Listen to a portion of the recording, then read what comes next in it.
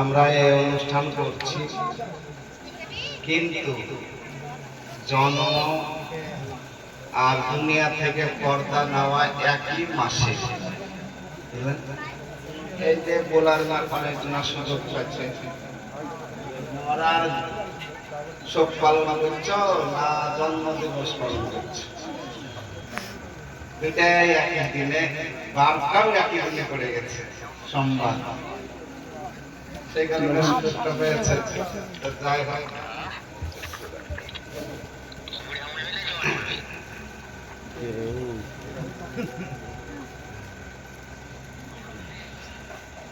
أعوذ بالله من الشيطان الرجيم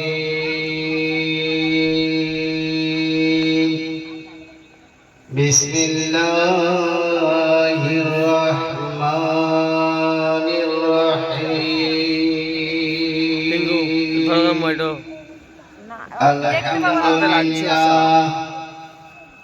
الحمد لله نحمده ونستعينه ونستغفره ونؤمن به ونتوكل أما بعد فأعوذ بالله من الشيطان الرجيم بسم الله الرحمن الرحيم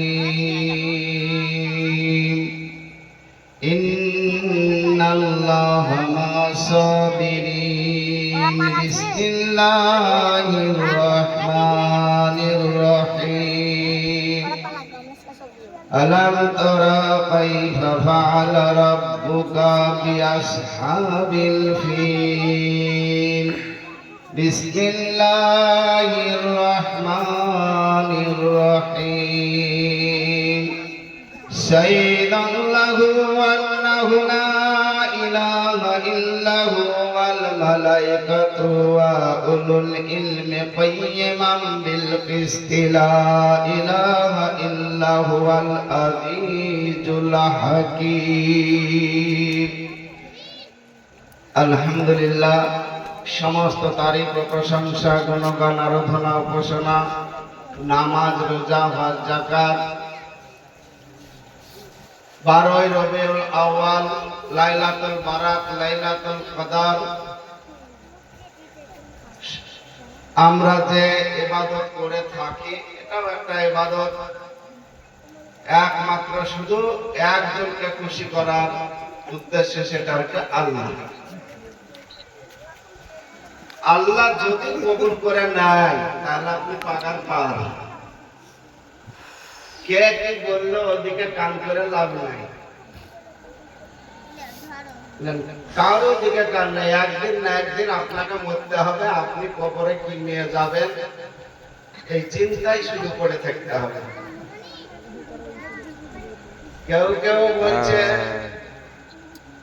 জান্নাত তুমি হায়াত দাও, অসুখ বিসুখ থেকে রক্ষা করো, আমাকে জান্নাতবাসী করো। তুই জান্নাত যাবি তবে হায়াত চাহাতিস কেন, আরো বাঁচতে চাইতিস কেন? কথা টুক ধরলে নানা রকমের হয়। ওদিকে কারণ আপনি যেটা ধরে আছেন, যেটা করে আসছেন সেটা করছে, ওরা যেটা ধরে আছে করুক, আমার কোনো আপত্তি নেই। যারটা ভালো হবে আল্লাহই কবুল করবে। যুগে যুগে আল্লাহ পাক নবী পাঠিয়েছেন, তার মধ্যে সর্বশ্রেষ্ঠ করে আমার নবী, আপনার নবী,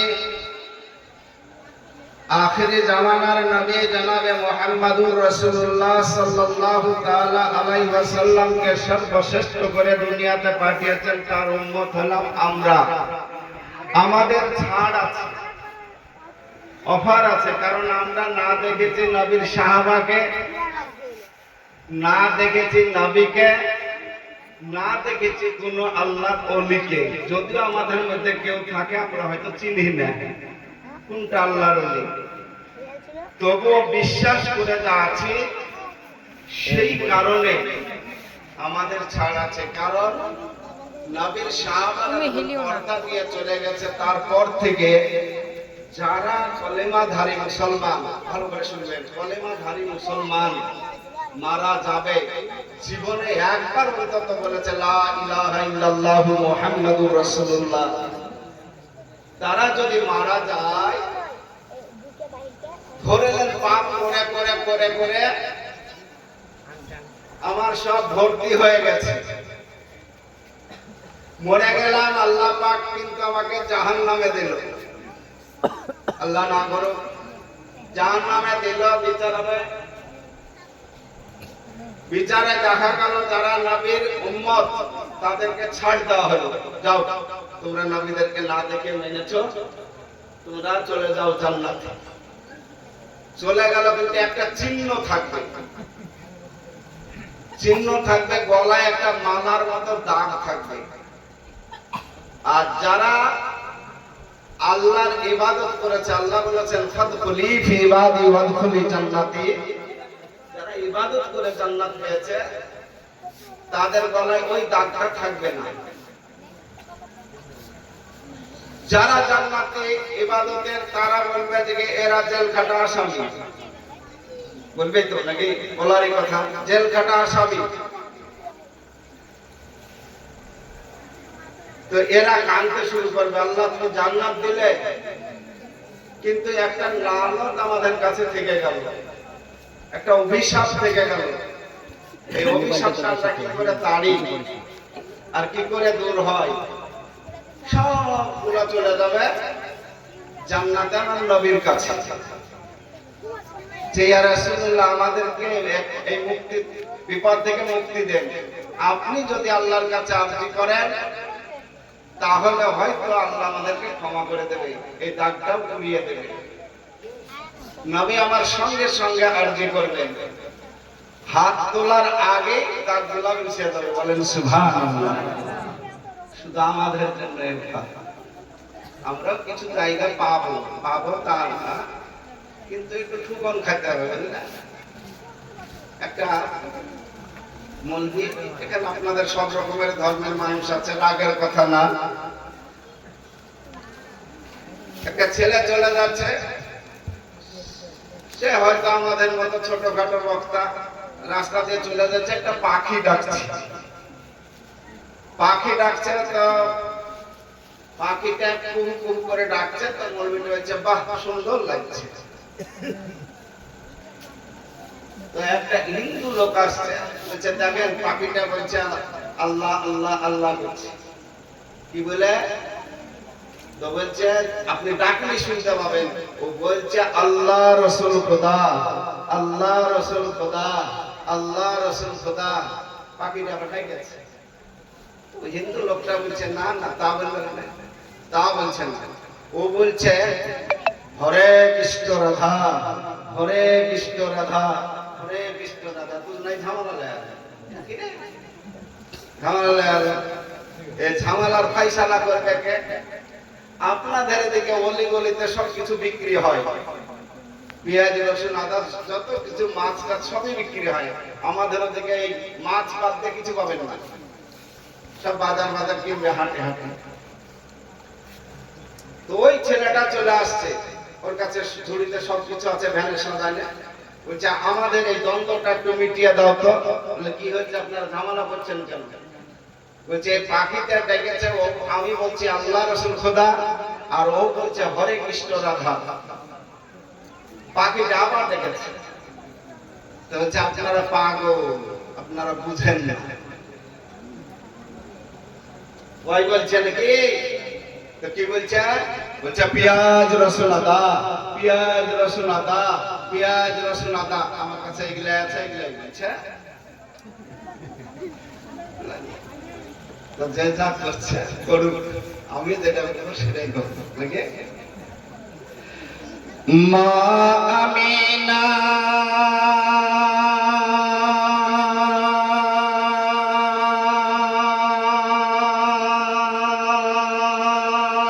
তোমার কোলে কে এসেছে, বারে বারে চাও না, মা আমিনা দুঃখ ভরি হৃদয় নিয়ে মায়া মিনা কান্দনা, চুম্বে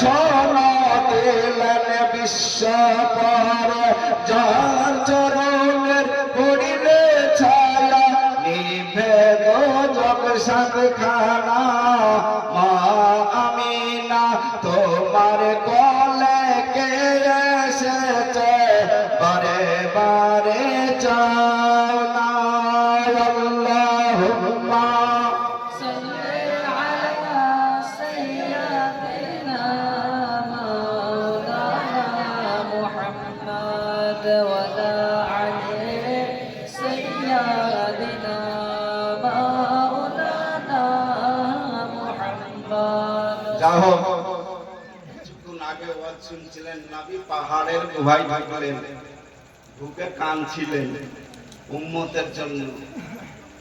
ইয়া উম্মতি ইয়া উম্মতি, আমার উম্মতের কি হবে? আল্লাহ ফয়সালা করে দাও। আল্লাহ তুমি একটা কিছু বলো, আমার উম্মতকে বিনা হিসাবে তুমি জান্নাত দেবে কিনা? তোমার ওই কঠিন জাহান্নামের আগুনে থাকতে পারবে না।